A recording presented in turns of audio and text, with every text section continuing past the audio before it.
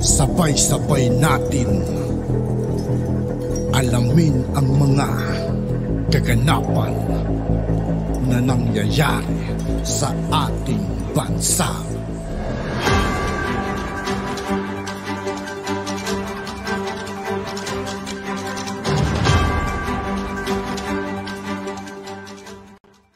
Yo, what's up mga kaibigan? This is I2K po again. Ngayon nandito ulit tayo sa channel ni Pinas News Insider. Dito ulit tayo magbibigay ng komento at reaksyon. Kaya samahan nyo. Guys, let's go! Ito ang balita ngayon. Viral at trending ngayon sa mundo ng social media. Ang di umano'y balitang good news! President Bongbong Marcos may planong magpatayo ng isang malaking mall upang matulungan ang mga maliliit na negosyante. At alam nyo rin ba, sa panahon din ng kanyang ama, ay nakapagpatayo na ito ng isang malaking mall na nakatulong noon sa maraming Pilipino. Pero bago natin simulan ang balitang ito, please huwag kalimutan. Sa lahat ng hindi pa nakasubscribe mga kaibigan kay Pinas News Insider, mag-subscribe na po tayo at huwag nyo rin pong kalimutan mag-subscribe dito sa aking channel. Utang i-like ang video at subscribe at i-click ang notification bell para mas maging updated pa kayo lalo sa lahat pa ng bagong videos na i-upload namin. At eto na nga mga kababayan, isang napakagandang balita na naman ang ating pag-uusapan ngayon dahil ang ating Pangulo na si President Bongbong Marcos ay nagpaplanong magpatayo ng isang malaking mall at ang magiging owner nito ay ang ating gobyerno. Ito ang mall na kagaya ng isang market at ang kukunin niyang mga tao dito ay ang nagnanais na magsimula ng kanilang mga negosyo o ang mga Pilipinong nag-uumpisa pa lamang sa pagninegosyo. Kung sakaling magtatagumpay at lumago ang mga negosyong ito at kung sakaling tumaas ang kanilang kinikita, ay lilipat na sila sa private malls o establishment.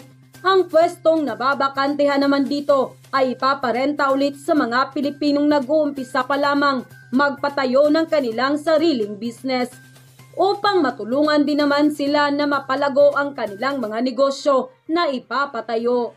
Ito ang magandang proseso na naisip at pinaplano ng ating butihing Pangulong Bongbong Marcos. Ang planong magpatayo ng mall na ito ay dito mag-uumpisa ang lahat ng Pilipinong nangangarap at nagbabalak magnegosyo. Kahit hindi man pumatok ang pinatayo nilang business sa mall, ay wala rin silang alalahanin dahil hindi sila ganong malulugi. Dahil ang pwestong uupahan nila ay gobyerno natin ang may hawak at nagmamay-ari. Alam nyo ba na ang konseptong ito ay pagpapatayo ng mga mall ng gobyerno ay nagawa na rin ng dating Pangulong Ferdinand Marcos Sr. Isang halimbawa dito ay ang FTI o Food Terminal Incorporation at gobyerno rin naman ang nagmamay-ari nito noon. Ang Food Terminal Incorporation ay bagsakan ng iba't ibang mga produkto ng mga magsasaka noon. Karamihan din sa mga produktong dinadala ng mga magsasaka ay binibili noon ng ating gobyerno at inibenta naman nila sa mas mura at tamang presyo lamang. Ang kadiwa truck ang transportasyong ginagamit sa pagdala ng iba't ibang murang produkto na nanggagaling sa FTI at ibinibenta nila ito sa mga nais bumili ng murang produkto.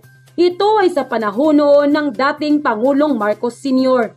Kaya naman ito rin ang plano ng ating Pangulo ngayon ukol sa pagpapatayo ng mall para sa mga nais magumpisa at magpatayo ng kanilang negosyo.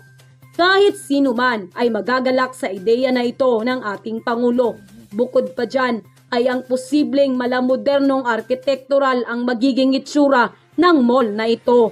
Ito talaga ay napakagandang good news sa lahat ng mga Pilipinong nais umunlad ang kanilang mga negosyo.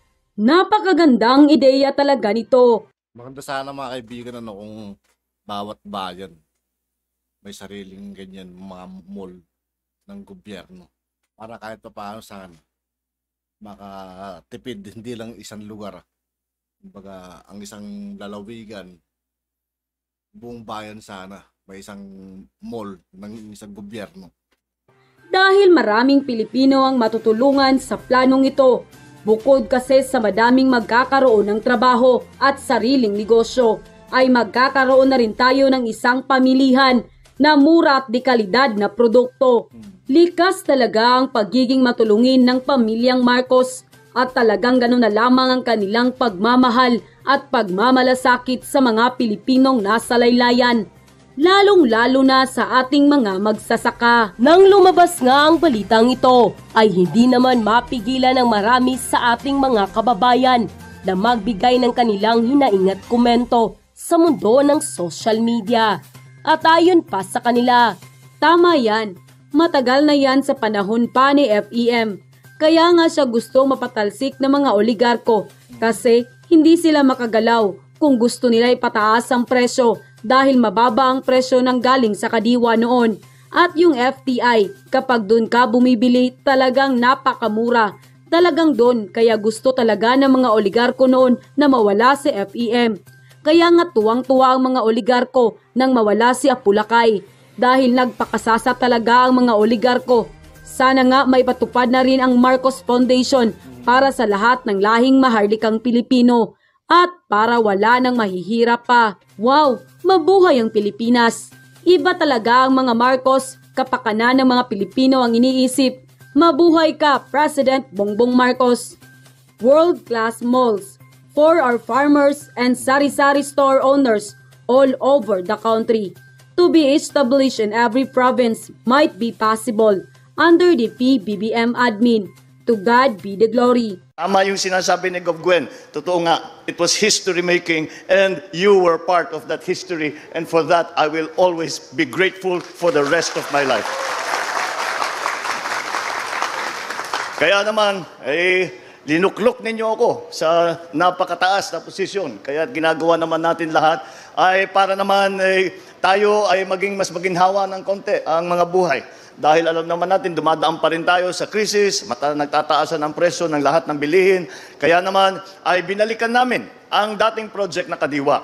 At sinimulan namin dito, ang nagsimula nito ay yung Kadiwa ng Pasko.